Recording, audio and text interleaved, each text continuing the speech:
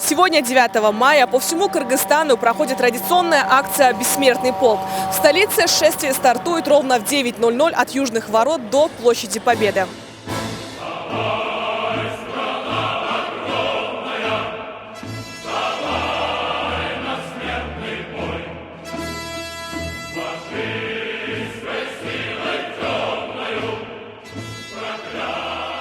Это мой отец на войне 7 лет перед армией служил, и армию от Москвы до Берлина. Это мой свекор, Сталинградская битва. Ну, отслужили, воевали и вернулись с победой. Это брат мой. На 10 лет он старше меня. И пошел добровольцем, имел бронь, Артамонов Петр Иванович имел бронь, а пошел добровольцем. У матери на коленях выпросил это добровольное. Двое суток стоял на коленях перед матерью, чтобы она ему разрешила поехать на фронт.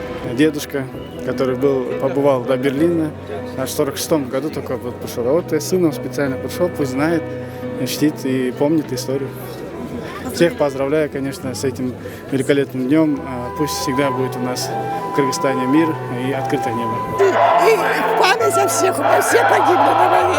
Все погибли на этой войне, все мои родные. Отцу моему было 29 лет, когда он погиб. В самом начале войны. Идет как волна, идет война народная, священная война. Каятабыз согушка барып, жарадар болуп, кайра келип, ошол апасынын көз жашын жаш бойдон кетиптир. Наши отцы и деды, которые воевали в одном окопе, кыргызы, русские, украинцы и многие другие, сражались за мир. Бессмертный полк Кыргызстан был и остается акцией, которая объединяет народы.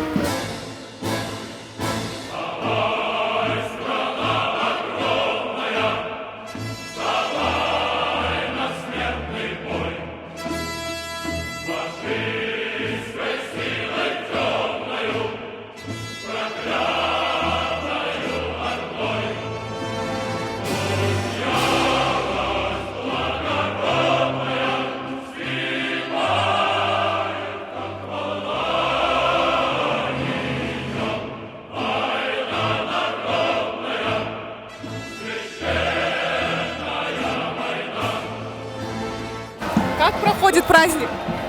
Замечательно. Просто 2 года вообще не было. И до этого так не было организовано, как сейчас. Очень хорошая организация. Праздник проходит классно. Это все-таки 9 мая, мы должны помнить, мы должны гордиться этой. Ешқашан соғыш болбосын, мындай соғыш екінші қайталанбасын, барлығы тыныштықта жана жақсылықта жашауны қалап кетеді Кыргызстанға. Стоит отметить, что со Дня Победы прошло ровно 78 лет. И сегодня на данной акции по скромным подсчетам приняли участие более 5000 человек. Наша редакция поздравляет всех кыргызстанцев и читателей с этим праздником и желает мирного неба над головой.